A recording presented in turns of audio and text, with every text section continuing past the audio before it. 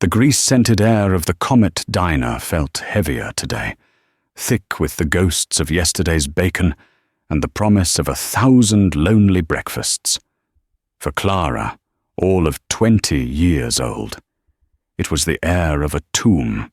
Her hands, usually so steady as she sloshed coffee into thick ceramic mugs, trembled with a grief so profound it felt like a physical illness.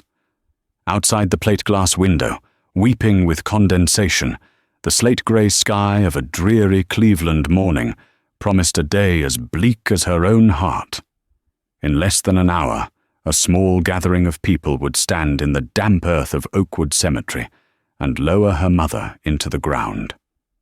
Her mother, the woman whose entire world had been contained within the four walls of their tiny rented house, and the boundless love she had for her 2 children, the woman who had worked her fingers raw at a downtown laundromat for 30 years, whose laugh sounded like wind chimes, and whose final, rattling breaths had been the soundtrack to Clara's last 3 months. And Clara would not be there. She would be here, at the Comet, tying the starchy, faintly sour-smelling apron around her waist. The choice felt less like a decision and more like a surrender. Her phone vibrated in her pocket, a frantic, angry buzz. Her older brother, Leo. "Where are you?" Aunt Carol is asking. "People are arriving." Clara's throat closed, a knot of unshed tears and bitter resentment tightening until she could barely breathe. She shoved the phone back into her pocket, the screen dark, mirroring the emptiness inside her. She had tried to explain it to Leo last night, her voice a raw whisper over the phone. "I can't, Leo. I asked Sal for the morning off. He can't cover it. Betty called out sick. Her kid has the flu. The rent is due on the 1st. The car payment is already a week late. Mum's.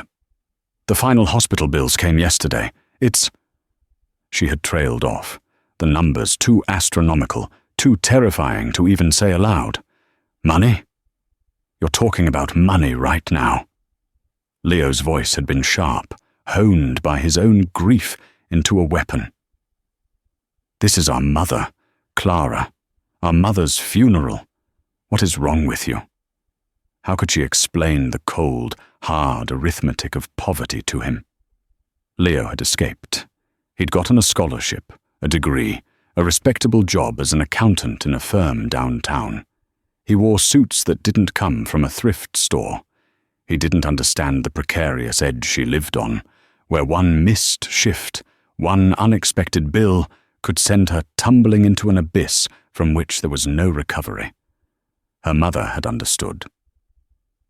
"You keep your feet on the ground, Clara Bell," she'd always say, her hands kneading dough for their dinner. "Dreams are for the sky, but survival is for the earth." Now, survival meant serving over-easy eggs to strangers while her mother was laid to rest. The bell above the diner door jingled, a sound that usually meant welcome, but today sounded like a death knell. The first of the regulars shuffled in, the construction crew from the site down the block, their work boots tracking in the morning's grime. "Morning sunshine," boomed a man named Frank, his face a roadmap of wrinkles and good humor. "You look like you wrestled a bear and lost. Everything okay?" Clara forced a smile that felt like cracking porcelain. "Just a long night, Frank. The usual for you and the boys? Bottomless coffee and the lumberjack special?" "You know it." She moved through the familiar ballet of her job, a phantom in her own life, taking orders, slinging plates, refilling coffee cups. Her mind had a peculiar, almost frightening clarity. She remembered that Frank took 3 sugars, that Mike liked his bacon extra crispy, that young Jimmy was allergic to onions. This was her strange, savant-like gift, a memory for the minutiae of other people's lives. She could recall conversations from weeks ago, verbatim. She knew the names of her regulars' children, the anniversaries they were celebrating, the secret sorrows they sometimes whispered over a third cup of coffee. It was a skill that made her an exceptional waitress. Today, it felt like a curse, her brain cluttered with useless details, while the one thing that mattered, her mother's final farewell, was happening miles away. In a corner booth, the one with the tear in the red vinyl that someone had tried to fix with duct tape, sat a man she had never seen before. He was older, perhaps in his late 60s, dressed in a simple but impeccably tailored grey suit that seemed out of place amidst the chipped formica and faded linoleum. He wasn't reading a newspaper or scrolling on a phone. He was just sitting there, nursing a single cup of black coffee, and watching. His gaze wasn't intrusive or creepy. It was quiet, heavy with a sadness that she recognized because it was a mirror of her own. His eyes, a pale, washed-out blue, seemed to see more than just a tired waitress going through the motions. They seemed to see the cracks in her facade. As she refilled his cup, her hand shook so violently that hot coffee sloshed over the rim, puddling in his saucer. "Oh, I am so sorry," she gasped, her face flushing with shame. She fumbled for a handful of napkins, mopping at the mess with frantic, clumsy movements. "I'm so sorry, sir. I'll get you a fresh cup. I'm not myself today." "It's quite all right," the man said, his voice a low, gravelly baritone. It was a voice accustomed to command, yet it held a surprising gentleness. He pushed the cup and saucer toward her. "There's no harm done." He paused, his gaze steady and unnervingly perceptive. "You seem to be carrying a heavy burden this morning, young lady." The unexpected kindness was her undoing. The carefully constructed dam of her composure crumbled. A single tear escaped, then another, tracing hot paths down her cold cheeks. "I'm sorry," she whispered, mortified, turning to hide her face. "Don't be," he said softly. "Grief is not something to apologize for." How did he know? She looked back at him, startled. His expression was one of deep, weary empathy. He knew because he was wearing it too. It was in the slump of his expensive shoulders, the deep lines etched around his mouth, the profound loneliness in his eyes. Before she could respond, the bell on the door chimed again, this time with a violent, angry clang. A man strode in, radiating an aura of blistering arrogance and impatience. He was younger than the man in the booth, maybe in his early 50s, with slicked back hair, a suit that shouted its price tag, and a Bluetooth earpiece blinking like a malevolent blue eye. He scanned the diner with a look of undisguised contempt, his gaze sweeping past Clara as if she were a piece of furniture. His eyes landed on the man in the corner booth. "There you are, Arthur," the man boomed, his voice echoing in the quiet diner. "I've been calling you for an hour. What are you doing in this greasy spoon? Slumming it for old time's sake?" The older man, Arthur, sighed, a barely audible sound of resignation. "I wanted some peace and quiet, Marcus. Something you seem constitutionally incapable of understanding." "Peace and quiet doesn't close deals," Marcus retorted, sliding uninvited into the opposite side of the booth. He tossed a sleek leather briefcase onto the seat beside him. "The zoning commission vote is tomorrow. I just got off the phone with Henderson. He's getting nervous. He needs another incentive to see things our way." Clara, who had been frozen by the intrusion, mechanically moved forward to their table, notepad in hand. "Can I get you something, sir?" she asked, her voice barely a whisper. Marcus Thorne didn't even look at her. He waved a dismissive hand in her general direction. "Coffee.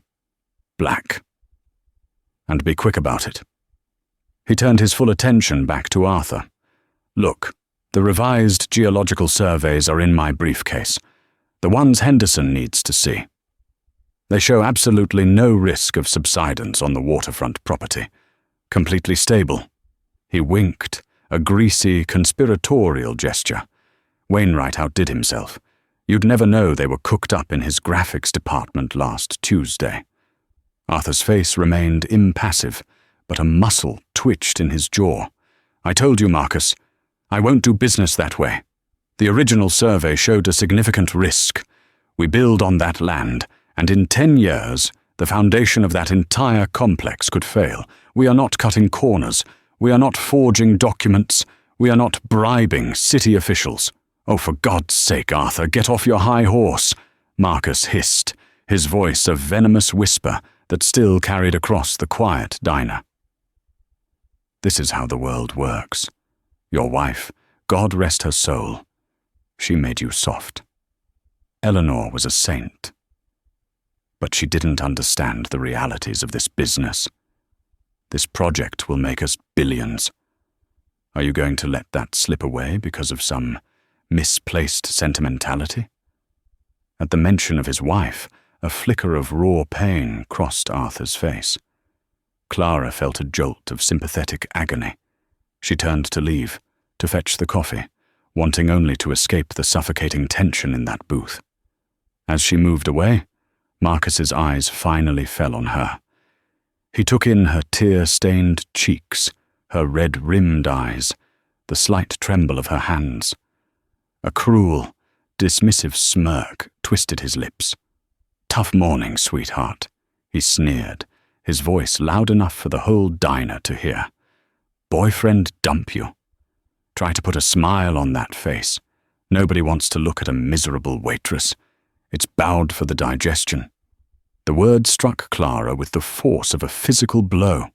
The casual, unthinking cruelty of it, piled on top of her mountain of grief and guilt, was suffocating. The entire diner fell silent. The construction crew stared into their plates. Sal, behind the counter, polished a glass with sudden, fierce concentration. In that moment, Clara felt utterly, completely alone. She was invisible, a non-entity whose only purpose was to serve, and whose own humanity was an inconvenience. She wanted to scream. She wanted to throw the hot coffee pot in his smug, arrogant face. She wanted to tell him that her mother was being buried at this very moment, that her heart was being ripped out of her chest, and that his petty concerns over forged documents and billions of dollars were a meaningless obscenity.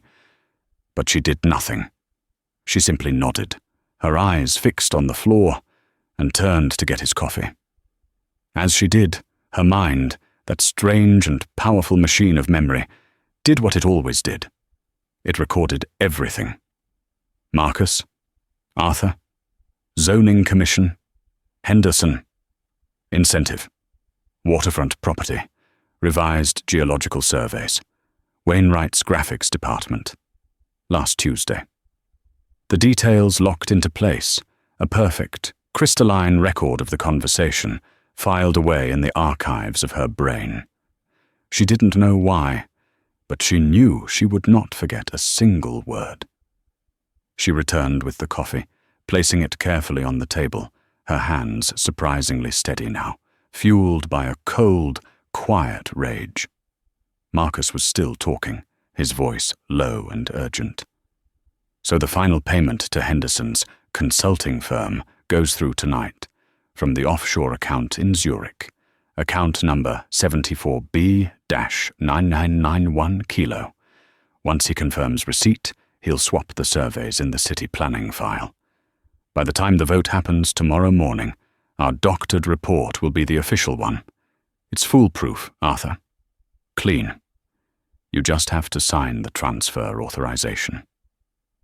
Arthur stared out the window, his face like a granite cliff. He looked old, tired, and profoundly sad. "Leave the briefcase, Marcus," he said, his voice flat. "I'll look at the papers. Now get out of my sight." Marcus grinned, a triumphant, predatory expression. "That's the spirit, Arthur. I knew you'd see reason." He stood, adjusted his tie, and strode out of the diner without leaving a tip, the bell clanging mockingly behind him. The silence he left in his wake was deafening. Arthur sat alone in the booth, staring at the briefcase as if it were a coiled snake.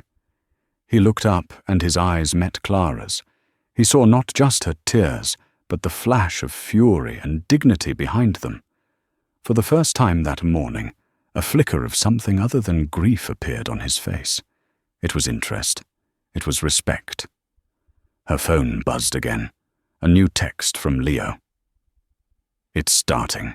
They're lowering her in now. I can't believe you're not here." A sob caught in Clara's throat. The moment was gone. It was over. She had missed it. She had chosen a $10 an hour wage over her mother's final journey. The weight of that choice settled on her, crushing the air from her lungs. She stumbled toward the kitchen, away from the prying eyes, needing to hide, to collapse, to shatter into a million pieces where no one could see. She didn't notice the old man in the corner booth watching her go, his expression thoughtful, calculating, and for the first time, resolute. The world might not see the miserable waitress, but Arthur Sterling had just seen a weapon he didn't know he needed, and a spirit he thought had vanished from the earth. Clara pushed through the swinging doors into the relative sanctuary of the kitchen, the metallic tang of the industrial dishwasher and the hum of the walk-in freezer, a thin shield against the world.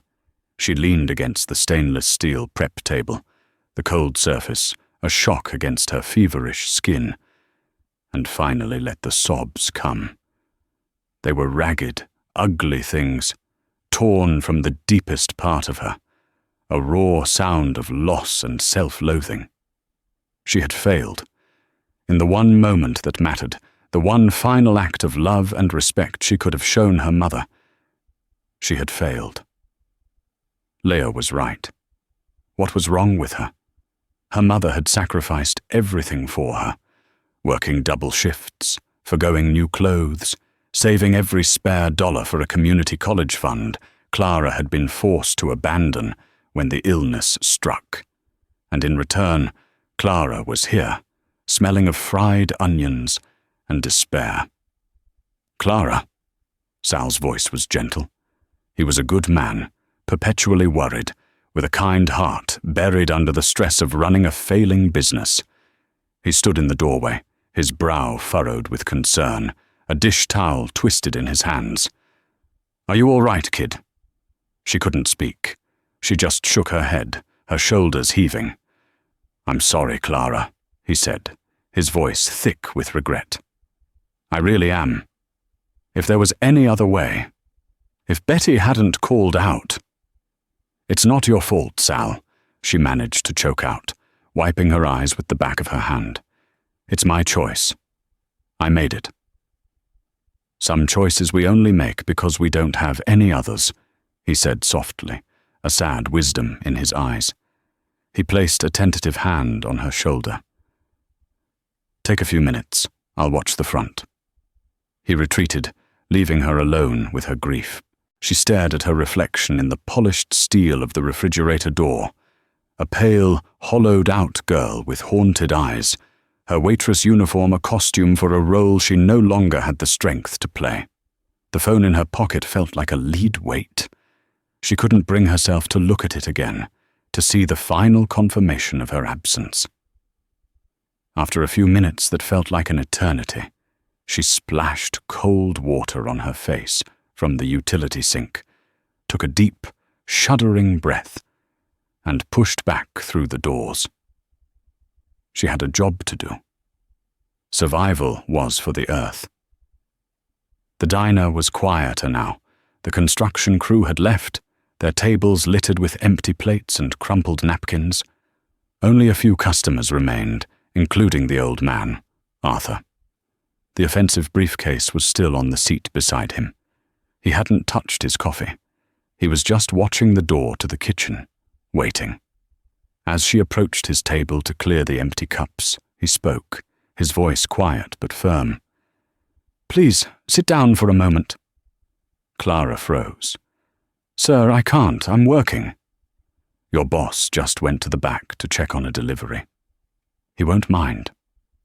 Please." There was an urgency in his tone that made it more of a command than a request. Hesitantly, she slid into the opposite side of the booth, the vinyl cool against the back of her legs. She felt exposed, out of place. He looked at her, his pale blue eyes searching her face. "That man who was here, Marcus Thorne. He is my business partner," he said, the words tasting like ash in his mouth. "Or he was. My late wife, Eleanor. She never trusted him. She had an instinct for people, a clarity. She saw the rot in him long before I was willing to." Clara didn't know what to say. She just nodded, her hands twisting a napkin in her lap. "I overheard your phone call earlier," he continued, his gaze unwavering, "and I saw the way he spoke to you. I owe you an apology on his behalf. There is no excuse for such cruelty." "You don't have to apologize for him," she whispered. "Perhaps not. But I feel I must," he said. "He spoke of my wife. He was right about one thing. She made me better. Since she passed 6 months ago, I've been adrift. I've allowed men like Marcus to steer the ship. I've lost my own compass." He gestured toward the briefcase. "In there is a proposal for a massive waterfront development. It will make a great deal of money. It is also built on a foundation of lies, forgeries, and bribes. The kind of deal I swore to my wife I would never be a part of." He leaned forward slightly, his intensity pinning her to the seat. "You heard what he said. The details of his plan." It wasn't a question. Clara's heart began to beat faster. This was dangerous territory. These were rich, powerful men. She was a waitress with a late car payment. I was just getting coffee, sir. I wasn't really paying attention." It was a lie, a reflexive retreat into self-preservation. Arthur's gaze didn't waver. He saw through it instantly. "I watched you," he said, his voice dropping lower. "When he was talking, you had a look of intense concentration on your face. And when he insulted you, you didn't just look hurt, you looked angry. You looked like you were memorizing his face, his words, filing them away. You have a sharp mind. I can see it. Please don't be afraid. I need your help."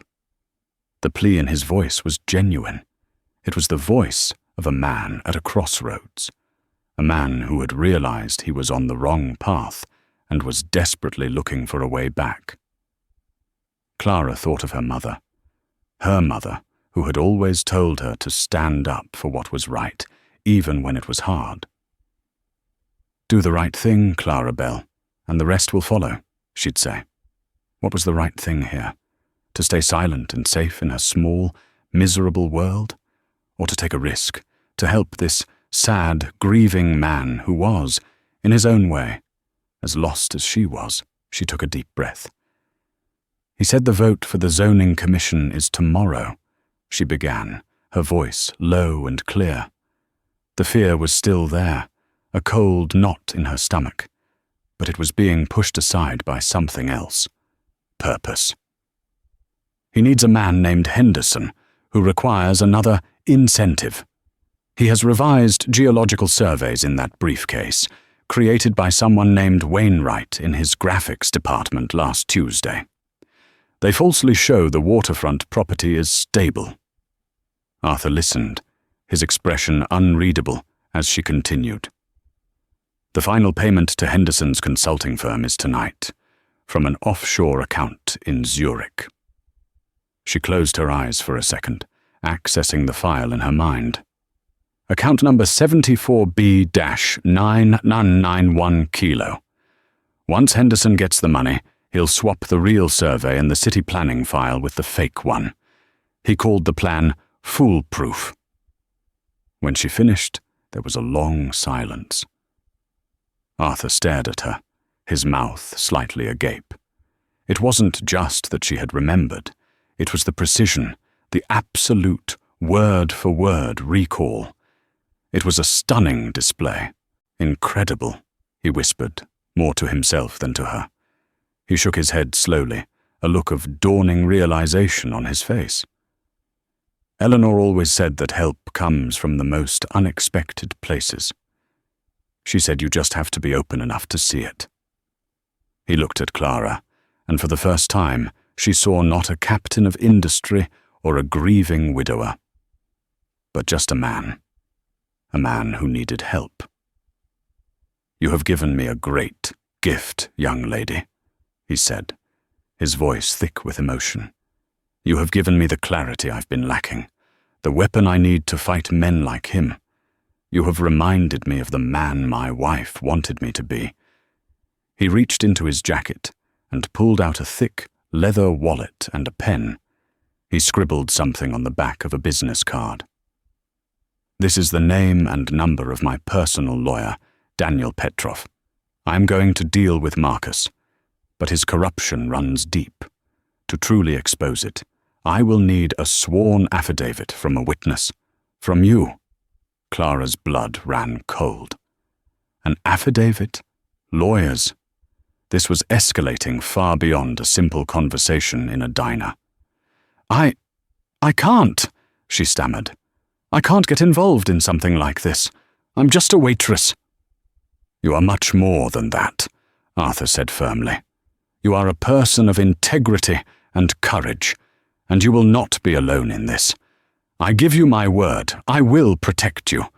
Marcus Thorne will never harm you. But I need you to be brave for a little while longer." He paused, then his eyes softened as he looked at her worn-out uniform, her exhausted face. "But first things first. You should not be here." He stood up, walked over to the cash register, where Sal was now standing, looking bewildered by the scene unfolding in his diner. Arthur pulled a thick wad of cash from his wallet.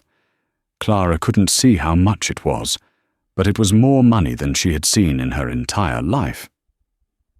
"My name is Arthur Sterling," he said to Sal, his voice ringing with its natural authority. "This young woman is the finest, most courageous person I have met in a very long time. She is suffering a great personal loss today, and her place is with her family, not here." He laid the cash on the counter. "This is to cover your diner's earnings for the entire day, plus a bonus for your trouble. Close your doors, send your staff home, and pay them for a full day's shift. Let this girl go to her mother." Sal stared at the money, then at Arthur, then at Clara, his mouth opening and closing like a fish. Arthur turned back to Clara. "Go," he said gently. "Go and say goodbye to your mother. Do what is right for your heart. Then, when you are ready, call that number. We have work to do." He picked up the briefcase from the booth, a new, steely resolve in his eyes.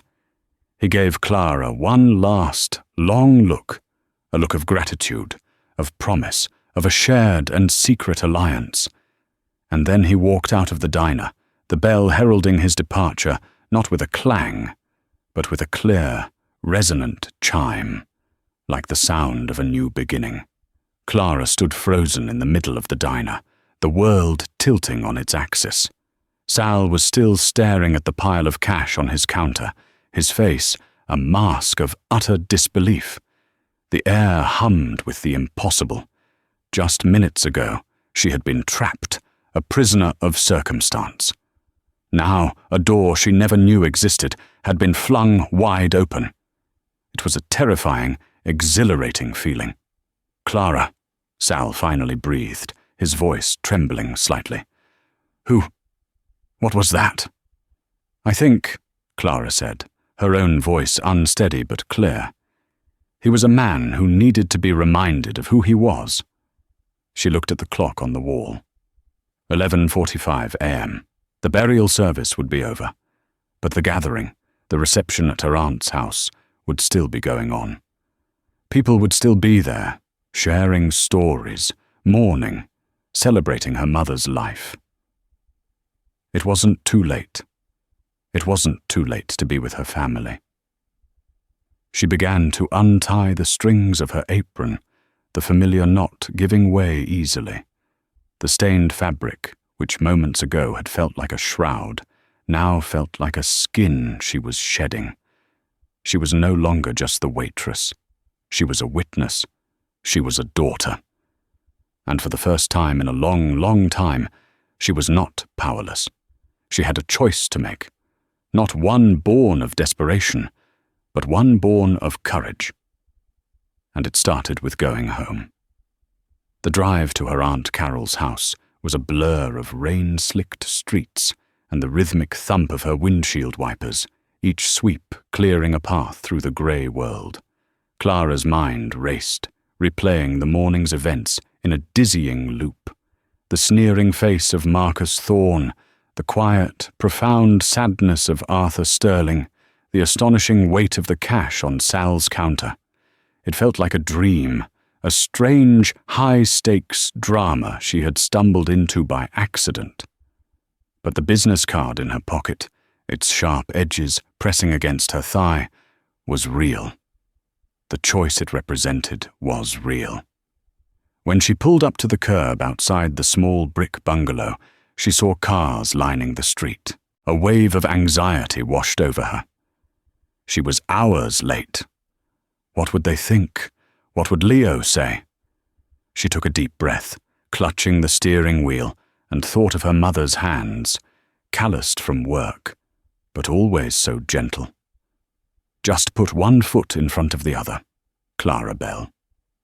She walked up the familiar concrete path, the front door opening before she could even knock. It was Leo. His face was a mixture of anger, relief, and confusion. His tie was loosened, his eyes red-rimmed. "Clara," he said, his voice hoarse. "Where have you been? It's over." "I know, I'm sorry, Leo, She didn't know how to explain the unexplainable. He just shook his head, the anger draining away, replaced by a shared, bone-deep weariness. "Just come inside. Aunt Carol was saving you a plate." The house was warm and crowded, filled with the low murmur of conversation and the scent of baked ham and coffee. Faces turned as she entered, a mixture of sympathy and gentle curiosity. She saw her aunts and uncles, old neighbours, friends of her mother's from the laundromat. It was a sea of familiar, loving faces, and the sight of them made the solitary grief she'd been carrying all morning feel a little less heavy. Aunt Carol, a softer, rounder version of her mother, enveloped her in a hug that smelled of hairspray and cinnamon. "Oh, honey, we were so worried. I'm just glad you're here now." Clara allowed herself to be led to the kitchen, where a plate of food was waiting for her. The air in Aunt Carol's house was thick and warm, heavy with the scent of baked ham and the collective, unspoken grief of 24 people. It was a suffocating comfort. Clara moved through the rooms like a ghost, accepting hugs that felt both anchoring and invasive, murmuring "thank you" to condolences that blurred into a meaningless hum. She held a plate of food she couldn't eat, the potato salad tasting like ash in her mouth. Every corner of the house held a memory of her mother. The chipped ceramic bird on the mantelpiece Mum had loved, the worn armchair she'd claimed during holiday gatherings, the faint scent of her rosewater hand lotion that seemed to cling to the curtains. Leo found her in the small, quiet hallway, staring at a wall of family photos. He stood beside her, not speaking for a long moment, their shared silence a fragile bridge over the chasm that had opened between them. "I was an arse," he said finally, his voice low and ragged. He didn't look at her, his eyes fixed on a picture of them as children, their mother kneeling between them, her arms wrapped around their small shoulders, her smile radiant. On the phone, and this morning, at the cemetery, all I could think about was you. I was so angry. Then Father Michael was talking about Mum's sacrifices, about how she always did what was necessary, not what was easy. And I saw it. I saw her in you. He finally turned to face her, and Clara saw not the successful accountant in the ill-fitting funeral suit, but the older brother who had once taught her how to ride a bike, his face etched with a pain that mirrored her own. "You were there for the chemo," he said, his voice cracking. "You were there for the nights she couldn't breathe. You were there when she was scared. You held her hand through every single ugly, awful, hard part, Clara. I just wrote checks. I flew in for weekends. I got to be the good son, while you were the one living in the trenches. What mattered was the living, not the leaving. Mum knew that. I'm so sorry I didn't." The apology, so complete and raw, broke something open inside her. It wasn't forgiveness he was asking for, but understanding. She leaned her head against his shoulder, the starched fabric of his shirt rough against her cheek, and the tears she had been holding back all day finally came. They weren't the frantic, guilty tears from the diner kitchen. They were the deep, shuddering sobs of shared loss.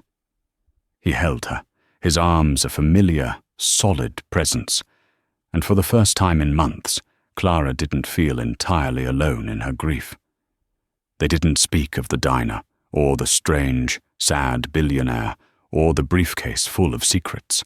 That story belonged to a different world, one that felt sacrilegious to bring into this house of mourning. For now, in the warm, sad bubble of family, she was just Clara Evans, a daughter who missed her mother. She listened to her uncle tell the story of her mother's disastrous attempt to bake a wedding cake, which had ended with the fire department's arrival. She heard one of the women from the laundromat describe, with tears of laughter, how her mother had chased a stray dog for 6 blocks just to return its lost collar. Each story was a brushstroke, adding color and light to the portrait of the woman she had lost, making her more than just her illness, more than just her absence. 2 days later, the last of the casserole dishes had been returned, the relatives had dispersed back to their own lives, and a profound, echoing silence descended upon the small house. It was a silence that amplified every creak of the floorboards, every drip of the faucet, every beat of Clara's own anxious heart. The reality of her new life was a physical weight. The stack of bills on the kitchen table, a mocking white tombstone marking the grave of her finances, hadn't gone away. The money Arthur Sterling had given Sal was a miracle for the comet, a temporary reprieve, but it did not solve the fundamental, crushing arithmetic of her own existence. She sat at the small kitchen table, the linoleum cool beneath her bare feet, and stared at the crisp, embossed business card. Daniel Petrov, attorney at law. It felt less like a piece of paper, and more like a key to a door she was terrified to unlock. Behind it lay a world of depositions, affidavits, and consequences she couldn't begin to fathom. Marcus Thorne's face swam in her memory. The sneer, the casual cruelty, the dismissive wave of his hand. He was not a man who would accept defeat gracefully. He was a predator. And what was she? A waitress with a photographic memory and a late car payment. Fear, cold and rational, coiled in her stomach. What if he came after her? What if he found out where Leo worked? What if he made Sal's life a living hell? To remain silent was to remain safe, anonymous, invisible. It was the survival her mother had taught her. Her gaze drifted to a framed photograph on the wall above the toaster. It was her mother, younger, vibrant, standing proudly in front of the Comet Diner on Clara's first day of work. Her mother's smile was wide and genuine, full of a fierce, unyielding pride. Her mother had believed in the terrifying, inconvenient power of doing the right thing. She was a woman who had faced down abusive foremen at the factory in her youth, predatory landlords who tried to illegally evict them, a world that consistently tried to grind her down. And she had never, not once, backed away from a fight she believed was just. "Courage, Clara Bell." She could hear her mother's voice, as clear as if she were in the room.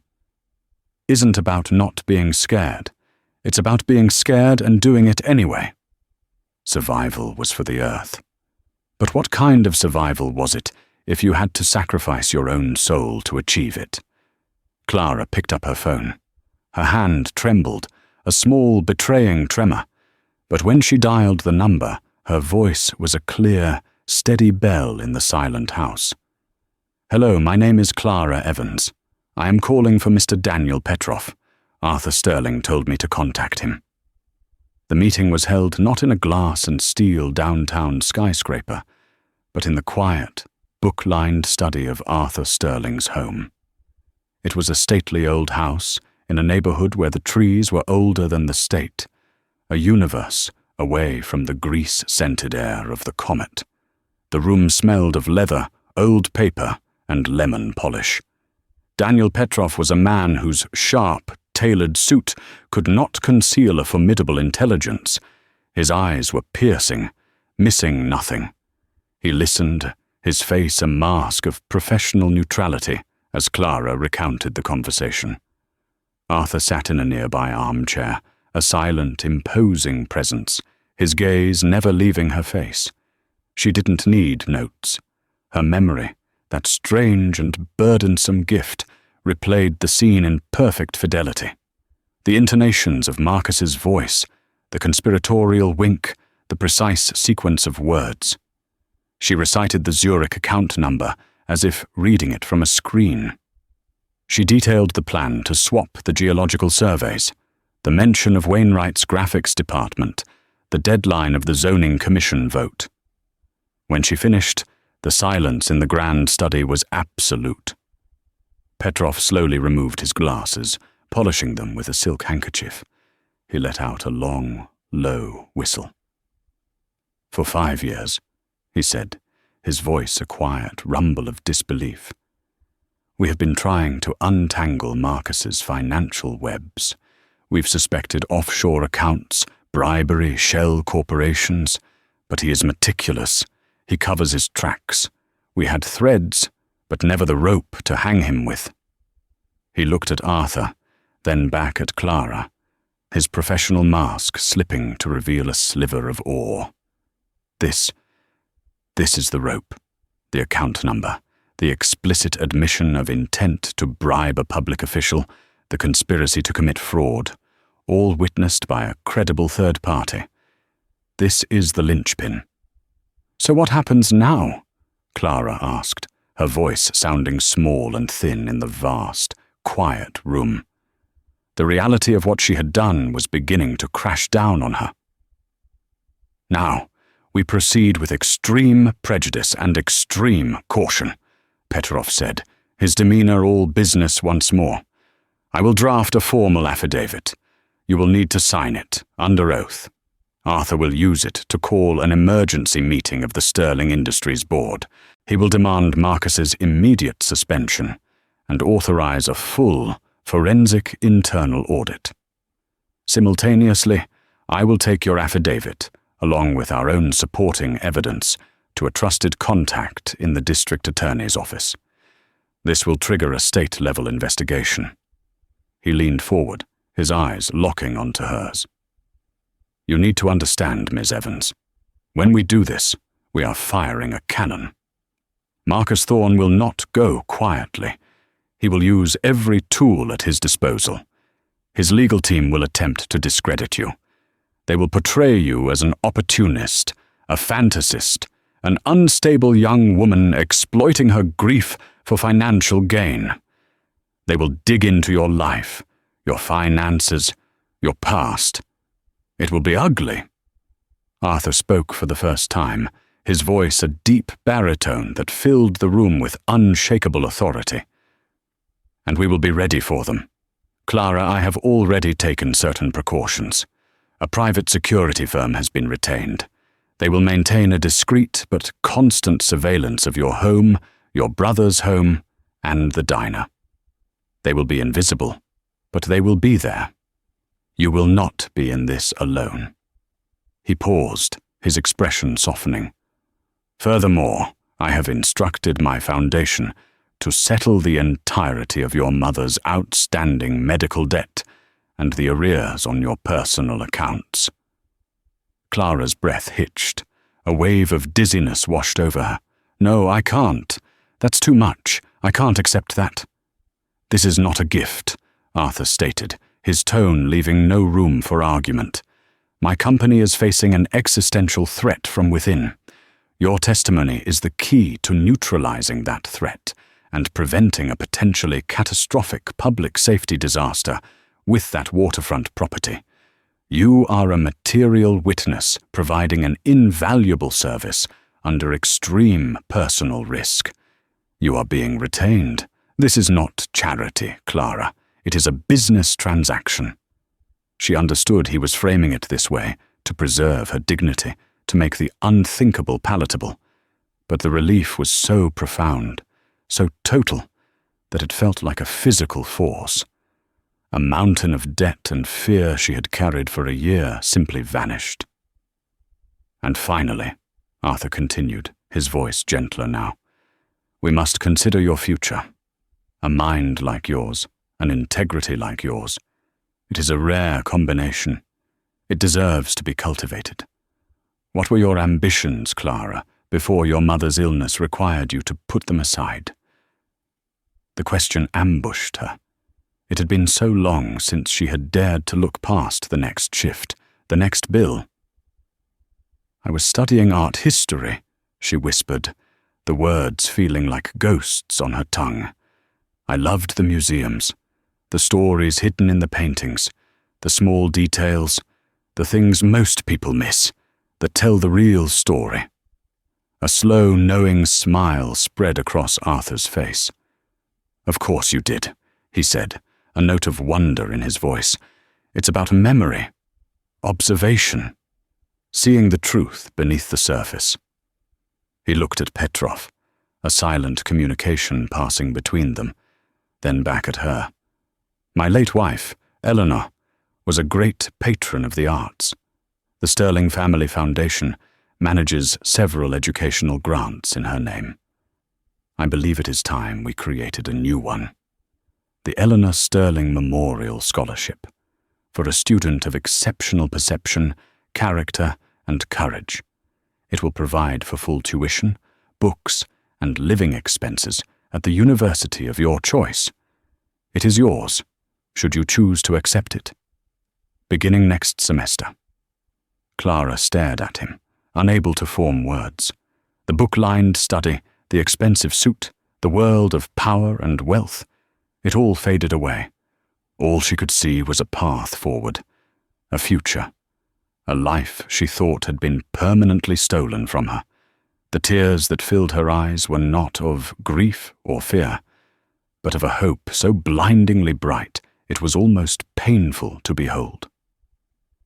The weeks that followed were a descent into a controlled chaos. The story exploded across the city's news outlets. Sterling Industries in turmoil, as founder Arthur, Sterling ousts partner, Marcus Thorne, amid bombshell fraud allegations. Thorne, cornered and venomous, fought back. His high-priced lawyers released statements painting Clara as a disturbed and manipulative liar, a grieving waitress with a history of financial instability, looking for a payday. Tabloid reporters began lurking around the Comet, snapping photos and harassing Sal until he threatened one with a pot of boiling coffee. The threat was not just in the papers. One evening, Clara came home to find a single dead bird on her doorstep, a small grey thing with its neck twisted at an unnatural angle. There was no note. There didn't need to be. The security detail Arthur had promised materialized out of the shadows. Two quiet, serious men who swept the property and filed a police report. The fear was a constant, metallic taste in her mouth. There were nights she lay awake, heart hammering against her ribs, listening to every creak of the old house, wondering if she had made a catastrophic mistake. But she was not alone. Arthur called every few days, his conversations steering clear of the legal battle. He asked about Leo. He asked how she was sleeping. He told her stories about Eleanor, about their first tiny apartment, about her uncanny ability to see the good in people and the rot. In these conversations, he was not a billionaire benefactor.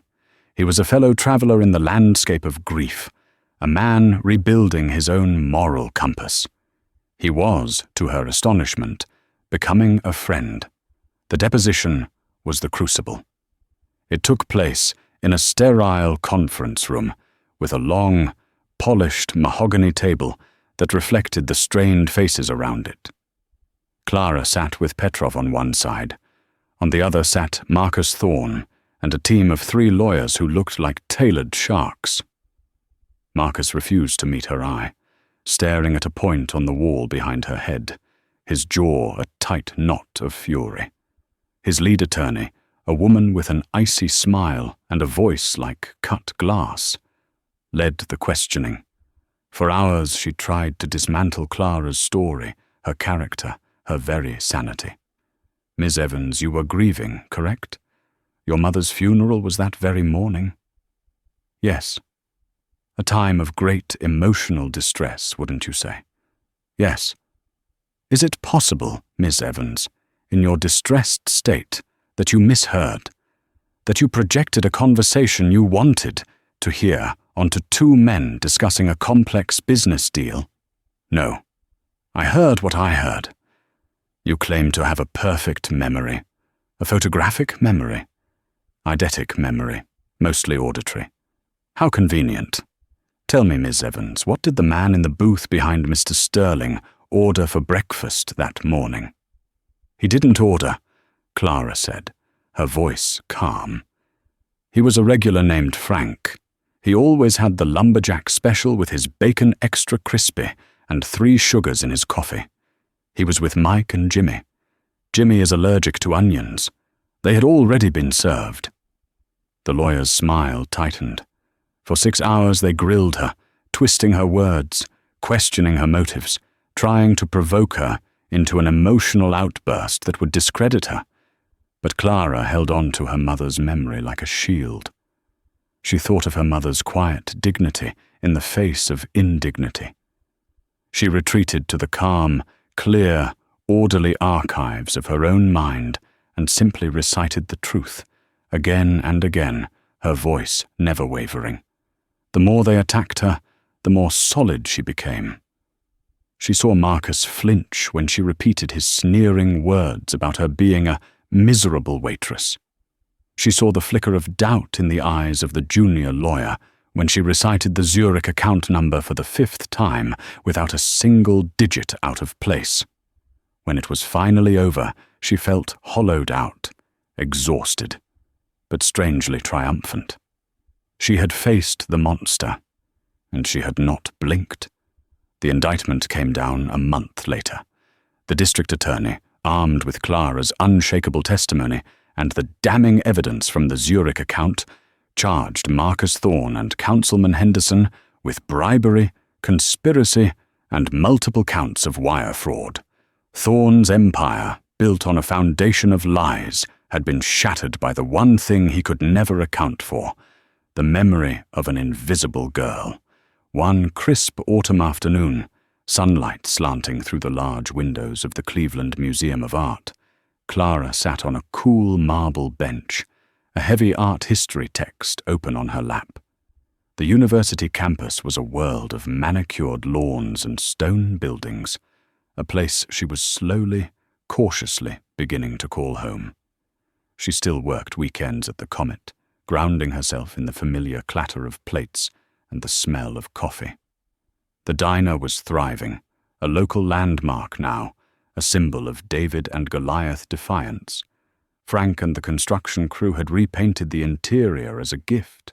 The torn vinyl booths had been reupholstered by a local contractor, their crimson surfaces now smooth and whole. Her phone buzzed, a text from a number she now knew by heart. I am in front of the Monet. He understood that a masterpiece isn't one thing. It's 1,000 different moments of light and color, all seen at once. Come see me when you're done. Clara looked across the vast, quiet gallery. There, standing before a canvas of shimmering, ethereal water lilies, was Arthur Sterling. He wasn't looking at the painting. He was looking at her, and his face held a smile that was no longer shadowed by weariness or grief. It was a smile of genuine peace, one that reached his pale blue eyes. She closed her textbook and walked towards him, her footsteps echoing softly on the marble floor. She stood beside him, and together they looked at the painting. My mother would have loved the colors, she said softly. Eleanor, too, he replied. He turned to her, his expression thoughtful. She always said the most important thing in life was to pay attention to the details. That's where you find the truth. That's where you find the beauty. You reminded me of that, Clara. He had given her a future, but she realized, had given him something just as valuable. She had given him back his past. She had given him back the man his wife had loved. Clara smiled back at him, a genuine, unburdened smile that felt like the sun on her face. Her mother was gone, but she had left behind a legacy that was more than just memories. She had left a way of seeing the world. Survival was for the earth, yes, to keep your feet planted in the hard, unforgiving soil of reality. But integrity, courage, the refusal to look away from the truth, that was for the sky. It was what allowed you, against all odds, to grow. And from here, for the first time, the view was limitless.